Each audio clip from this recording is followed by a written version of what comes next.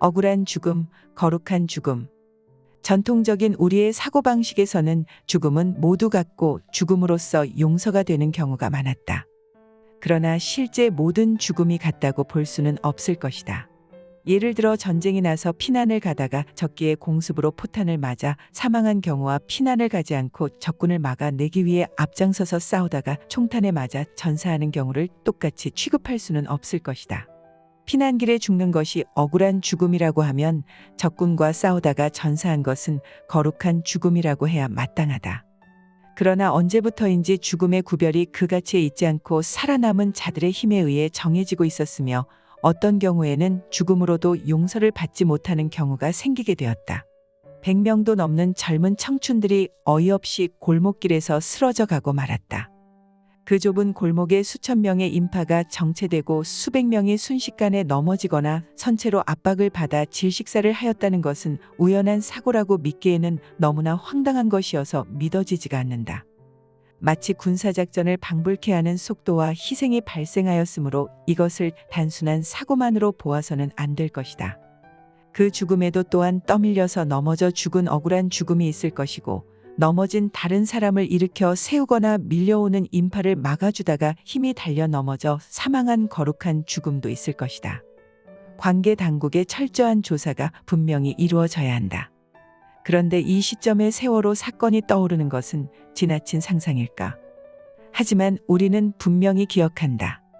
당시 어느 유명 앵커는 자신이 사장으로 있는 방송사에서 막강한 권력을 이용하여 오랜 기간 동안 자신이 진행하는 황금 시간대 뉴스의 오프닝을 세월호 사건 내용으로 진행하며 정부의 잘못된 대응을 주장하여 수많은 시청자들을 분노하게 하였고 그 후 다시 최순실의 국정농단이라는 아이템으로 국민들의 분노를 더 키워서 사람들을 광장에 모이게 하였고 결국은 대통령을 끌어내리는 데 성공을 하였다.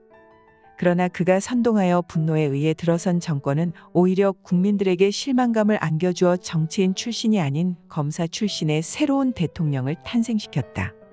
이제 우리는 다시 그러한 그릇된 선동에 넘어가서는 안 된다.